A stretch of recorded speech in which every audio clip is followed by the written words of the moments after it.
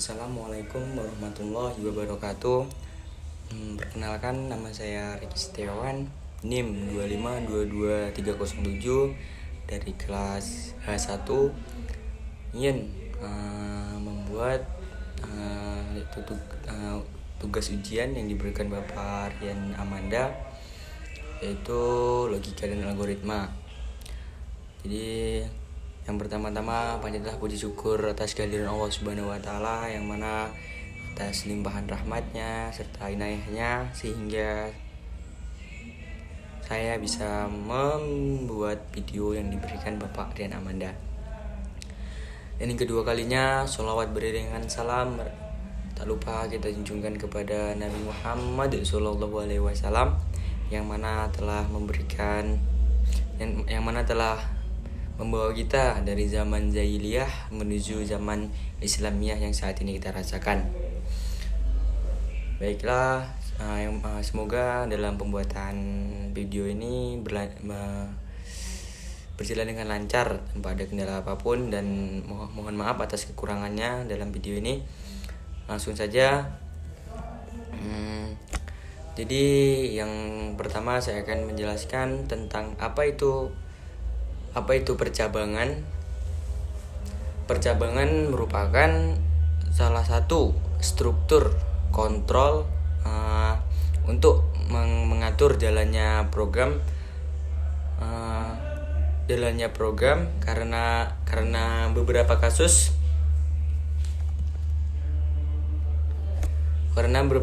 tidak dapat dipecahkan secara sekuensial, dan di mana juga percabangan digunakan melalui seleksi tahapan nilai. Kemudian dari nilai tersebut akan menjalankan suatu perintah atau statement di bawahnya berdasarkan dari jenis nilai. Ada juga jenis percabangan dan implementasinya.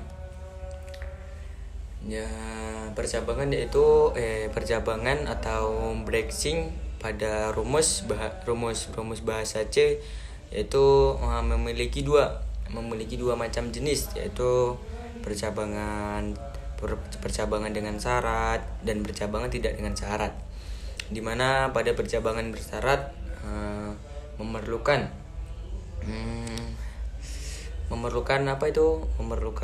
nilai pada kondisi tertentu untuk menentukan statement mana yang akan kita jalankan. Sedangkan pada percabangan tidak bersyarat itu tidak memerlukan nilai tertentu untuk menjalankannya. Ada juga percabangan yang A, ada juga contohnya kayak yang pertama, yang satu percabangan bersyarat. Percabangan bersyarat itu secara garis besar dibagi menjadi dua percabangan dengan menggunakan if dan menggunakan switch case. Berikut penjelasan secara pada masing-masing percabangannya. Yang ada juga yang pertama itu percabangan if. Percabangan if itu memerlukan bentuk percabangan yang paling sederhana, karena hanya akan menghasilkan nilai true dan false doang. False aja, dimana struktur if akan melakukan perintah pada blok perintah apabila pada syarat-syarat itu terpenuhi. Contohnya seperti syaratnya ada juga switch case. Perintah switch case pada dasarnya sama dengan perintah if. Perintah if yang di atas tadi, hanya pada perintah ini setiap case harus diakhiri dengan break. Hal ini bertujuan untuk memisahkan antara suatu case dengan suatu case yang lainnya. Dan pada perintah switch case akan menyeleksi variabel terhadap nilai cache-nya. Cache selalu diikuti oleh keadaan yang dimungkinkan akan terjadi di kemudian. Di kemudian dituliskan nilai yang akan dibandingkan dengan nilai variabel yang telah dituliskan pada switch, dan apabila kondisi terpenuhi, maka perintah akan dijalankan atau break berfungsi untuk menghentikan perintah pada suatu cache agar cache selanjutnya tidak diperiksa, dan pembacaannya switch cache ini dibaca secara berurutan dari atas. Nah, dan juga percabangan tidak bersyarat. Percabangan tidak bersyarat. Berbeda dengan bentuk percabangan sebelumnya. Jadi untuk bentuk percabangan yang kedua ini adalah percabangan tak bersyarat, di mana dalam aplikasinya akan mengarahkan eksekusi program ke dalam program yang dituju, dan menggunakan perintah perintah goto. Namun fungsi ini hanya berjalan di PHP versi 5,3 yaitu perulangan. Dan ada juga perulangan atau loop, adalah perintah program yang berfungsi untuk mengulang beberapa baris kode program atau perintah sampai pada batas yang telah ditentukan. Ada juga untuk membuat perintah perulangan, setidaknya kita harus mengetahui tiga komponen. Ada dalam perulangan tersebut, yaitu yang pertama yaitu kondisi pada saat awal perulangan, dan yang kedua ada kode program atau perintah yang akan diulang, dan yang ketiga perulangan itu akan berhenti. Dan situ lanjut ke penggunaan perulangan dalam bahasa pemrograman dapat memberikan efisien dan memperpendek kode pemrograman, karena dengan menggunakan perulangan, proses yang dilakukan yang kita lakukan berulang itu, misalnya menuliskan huruf A sampai 500 dapat dituliskan dengan beberapa baris coding, coding saja. Namun secara umum proses looping atau perulangan dibedakan menjadi dua jenis,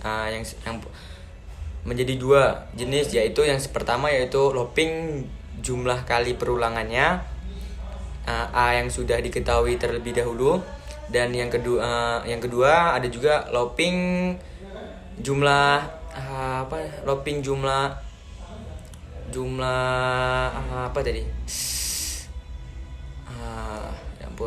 lanjut akan berhenti untuk perulangan yang sudah diketahui kapan dia akan berhenti, kapan dia akan diselesaikan dengan perulangan for. Sedangkan perulangan yang belum diketahui kapan perulangan itu akan berhenti, maka diselesaikan dengan will apabila kondisinya diperiksa di awal, dan akan menggunakan do will apabila kondisinya perulangannya hanya diperiksa di akhir saja. Berarti perulangan secara umum memiliki dua struktur utama. Yang pertama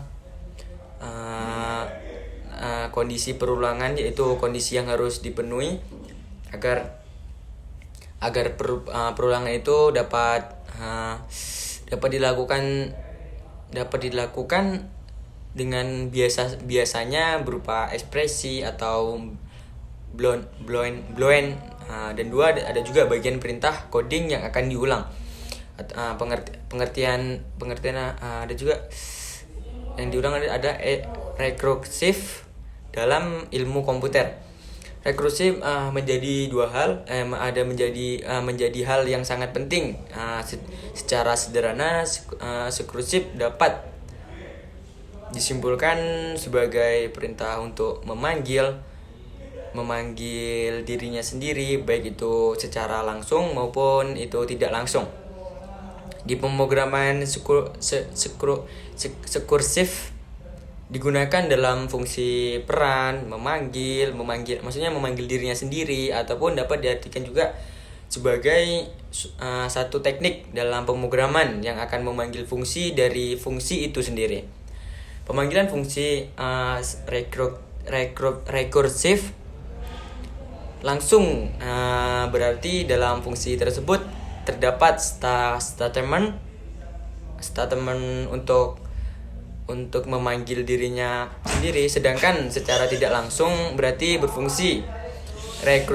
Rekursif tersebut memanggil satu atau lebih fungsi lain sebelum memanggil dirinya sendiri. Selanjutnya kita memasuki bab yang kelima, yaitu array atau larik adalah suatu perubahan hanya dapat menyimpan sebuah nilai saja dan tidak dapat menyimpan beberapa nilai yang bertipe sejenis.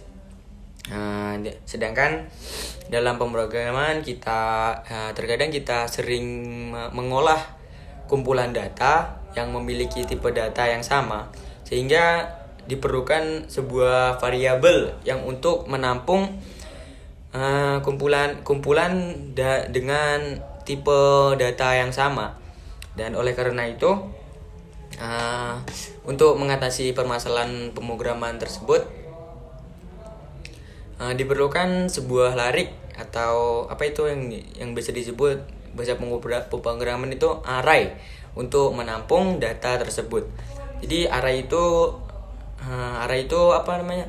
Tipe data yang terstruktur, yang terdiri dari kumpulan nilai-nilai data dengan tipe data yang sama yang tersimpan secara berurutan.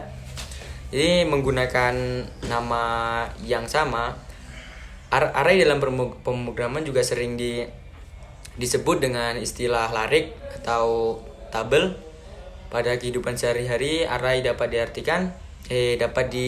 analogikan seperti halnya sebuah lemari yang memiliki rak, yang masing-masing rak memiliki nomor rak yang dapat disebut dengan indeks atau subscript. Indeks atau subscript pada array yaitu berupa bilangan di dalam kurung siku yang dimulai dari angka. Dalam array juga terdapat beberapa bagian yang menyusun array disebut atau ada juga sebagai elemen array atau isi masing-masing elemen memiliki indeks array yang dapat diakses tersendiri. Nah, dengan menggunakan array, kita dapat menyimpan sebuah data dalam jumlah yang banyak pada sebuah variabel. Jadi menggunakan array itu memudahkan kita untuk menyimpulkan data yang banyak. Dan juga penggunaan array dalam pemrograman digunakan ketika dimiliki sejumlah data dengan tipe data yang sama yang memerlukan penyimpanan, atau sementara sebelumnya data tersebut sudah diproses. Dengan penggunaan array, kita dapat menghindari penggunaan variabel yang terlalu banyak. Adapun bentuk array berdasarkan dimensinya. Ada juga array itu terbagi menjadi dua, yaitu yang pertama array berdimensi, dan dua ada juga array multidimensi. Array satu dimensi merupakan sebuah variabel yang menyimpan kumpulan-kumpulan sebuah elemen yang memiliki tipe data yang sama dan hanya memiliki satu indeks. Pengaksesan elemen array dapat dilakukan secara berurutan namun dengan cara acak berdasarkan indeks tertentu secara tidak langsung. Dan ada juga pengambilan nilai pada indeks tertentu dapat dilakukan dengan nilai pada indeks yang diinginkan oleh array tersebut, array dimensi 2 atau multidimensi. Ada juga array 2 dimensi atau array multidimensi merupakan pengembangan dari array dimensi 1 yang sering dikenal dengan istilah metrik, yang terdiri lebih dari berbasis atau kolom. Dan jika suatu pada array satu dimensi hanya terdiri dari sebuah baris dengan beberapa kolom elemen, maka pada array 2 dimensi terdiri dari beberapa baris dan beberapa kolom elemen yang bertipe sama dengan array. Array berdimensi 2 yang berbentuk basis dan kolom, yang mana indeks pertama menunjukkan baris indeks, yang kedua menunjukkan kolom dari tabel metrik. Dan selanjutnya kita memasuki bab ke-6, yaitu mengenai pengertian metode divide and conquer. Metode divide and conquer adalah pemecahan masalah yang besar dengan cara membagi masalah menjadi sub-sub masalah yang lebih kecil secara berulang-ulang atau rekursif, sehingga masalah tersebut dapat diselesaikan secara langsung. Ada juga solusi yang dapat dari setiap sub masalah kemudian digabungkan untuk membentuk sub solusi yang utuh. Dan adapun langkah-langkah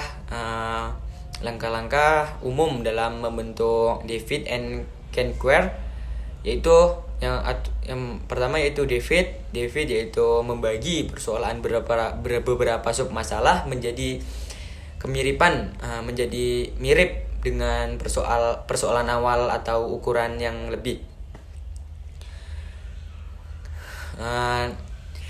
Yang kedua solve atau memecahkan atau menyelesaikan masing-masing sub masalah secara rekursif, itu secara berulang-ulang, atau combine yaitu menggabungkan solusi masing-masing terhadap sub masalah sehingga membentuk solusi yang berbentuk persoalan semula. Ada juga 4 hal yang penting harus dipahami dalam strategi ini, yaitu branching atau dua faktor, yang ketiga balance atau data dependence of device function, dan juga ada faktor-faktornya, yaitu seperti branching faktornya dalam algoritma yaitu divide and conquer adalah jumlah dari sub masalah yang akan dibagi dari sebuah masalah awal. Hal ini merupakan langkah-langkah dari algoritma atau divide and conquer di dalam proses pembagian yang sebenarnya. Ada juga jumlah dari branching faktor harus 2 atau lebih karena jika tidak ada masalah atau tidak bisa dibagi, maka banyak jenis algoritma ini, termasuk pula algoritma komputasi numerik yang memiliki branching atau faktor jumlah 2 balance, yaitu sebuah algoritma divide and conquer bisa dikatakan balance atau seimbang. Jadi dari kata lain, jumlah dari keseluruhan ukuran sub masalah diukur masalah awal. Adapun beberapa contoh algoritma define and conquer, yaitu algoritma apa itu Margi sort dan binary tree. Mungkin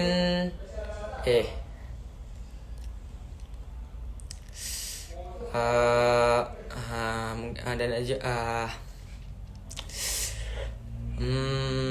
define and conquer memiliki sebuah fungsi pembagian terhadap data yang dimiliki. Ada juga ketergantungan, artinya jika ukuran relatif dari sebuah algoritma yang tidak seimbang, salah satunya contohnya adalah algoritma quicksort yang akan membagi sub masalah dengan fungsi data dependent atau David. Ada juga control parallels or squality.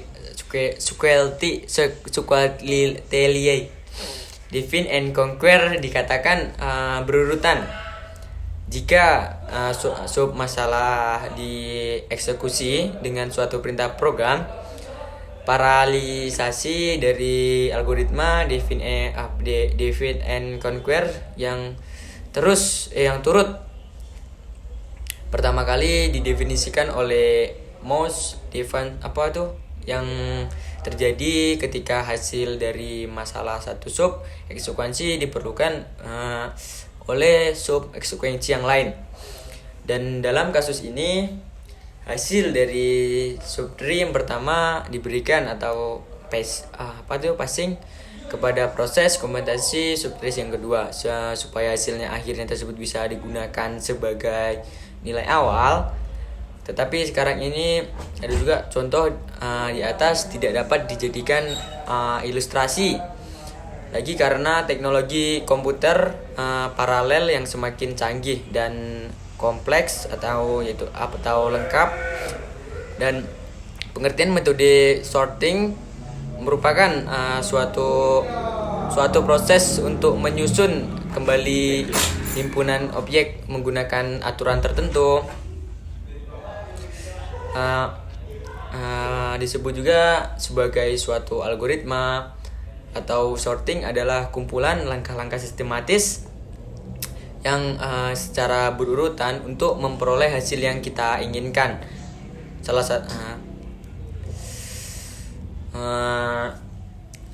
Ada juga contoh dari algoritma, yaitu untuk langkah-langkah ini adalah sorting atau pengurutan.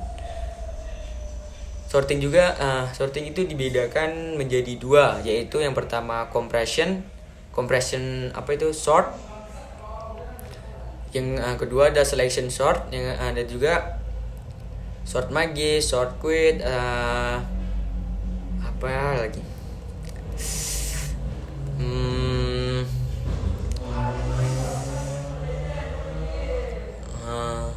mungkin hanya ini saja yang bisa saya sampaikan. Kurang lebihnya saya mohon maaf.